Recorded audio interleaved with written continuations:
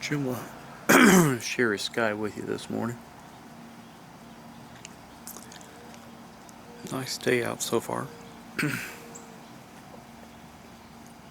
course, I say so far because it's still early.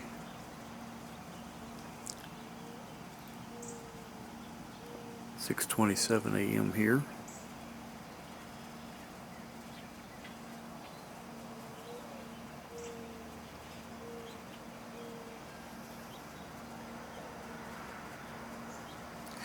Jim calls that early, although he's been up since 4 and up since 3. Then I was up at 1:30. Jim doesn't sleep well through the night.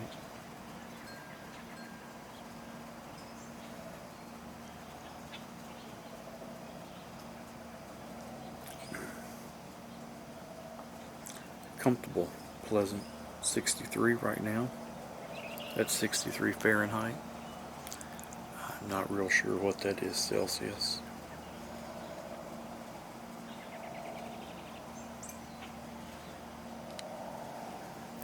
Nice overcast day.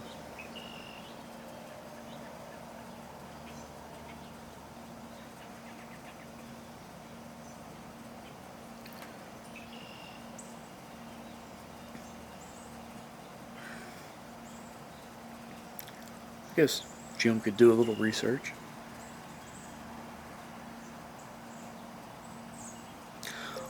Alexa, convert 67 degrees Fahrenheit. Convert 67 degrees Fahrenheit to Celsius.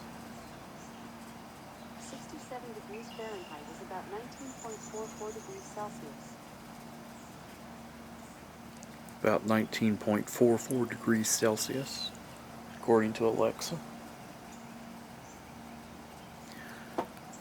Jim's curious if some of his friends that use Celsius, well, the rest of the world other than the United States, could tell me, is it Celsius or centigrade? I've heard both, and so I'm never really sure which is more accurate.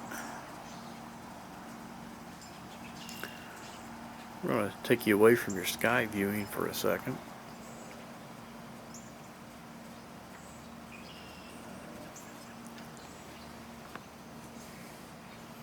So funny watching this particular squirrel. I don't think that's my coffee buddy because he came from a totally different direction. But he plays around in the mulch there in the neighbor's flower bed. Much in the way dogs and horses and wild animals take dirt baths, he will take a mulch bath sometimes. The other thing I find really humorous, this if we watch long enough, he may sit there on the little bench next to the blue globe and just sit on his, there he goes. Now he'll pop up on his back haunches and remind me of a meerkat just sitting there staring out over the neighborhood.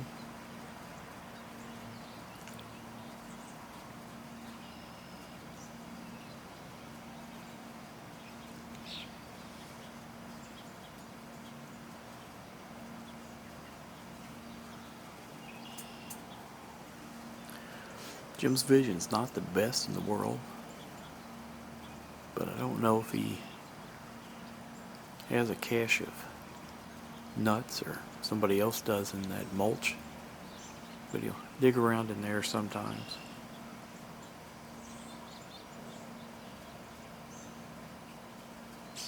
He may be contemplating coming this way.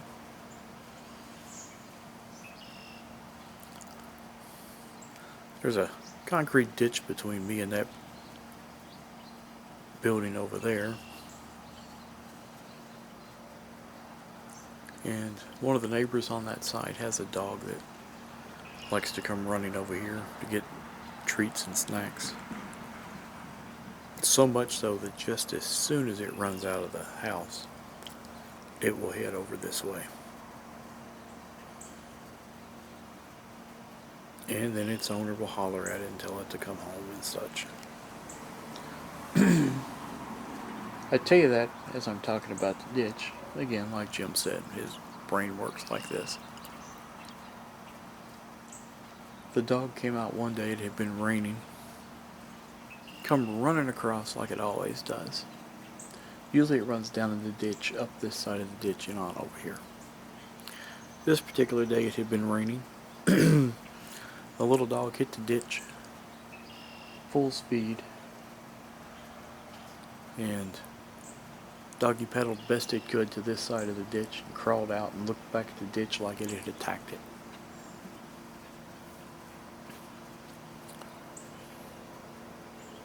That kind of reminds Jim out at the farm, there's some feral cats. A few years, well, several years ago, Mama cat crawled up under the deck. She was pregnant. Jim felt a little compassion and sympathy for her. So he bought a bag of cat food and threw some pieces of chicken. Probably opened a can of tuna fish or something. I don't remember what all I did. And then poured her a bowl of milk. Funny thing, you always see the cartoons and stuff about the cats drinking milk. And one thing I did learn with those ferals is I could put out water for them. They'd hardly touch it. But I could probably pour out about a quart of milk in that same water bowl, and they came running from all over the farm to drink that milk.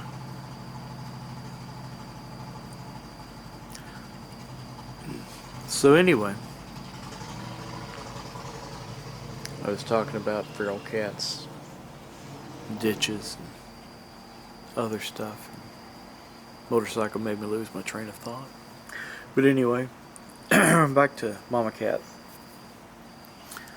Jim was unaware that Mama Cat would probably take the food and milk as a sign that there were plentiful resources there under the deck.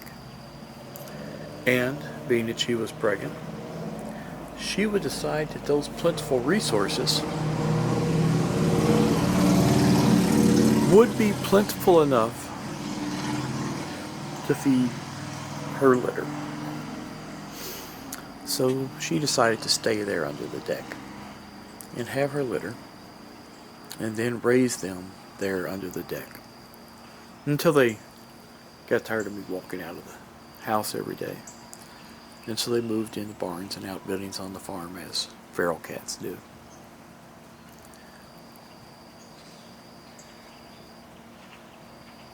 One of the humorous things they did one time is Jim walked to the mailbox every day, about a quarter-mile driveway maybe, and the kittens and Mama Cat would follow me down there, and they were smart enough never to get in the road at the mailbox, but I always did look and check and make sure I had them all with me before I headed back to the house. So one particular day I walked down there and I got ready to turn around, head back home from the mailbox. I looked around to gather up my pride of kittens, and I noticed that none of them were there. So I looked out in the road, I looked down in the ditch, I looked across the road. Still none of them were there. I knew they had followed me because they darted in and out of my legs and in and out in front of me until I got to the mailbox. So I figured maybe they had got tired, decided to head back to the barn. So I took myself back that way, And I was heading back that way, and it was then that I realized that the neighbor had purchased themselves a chicken.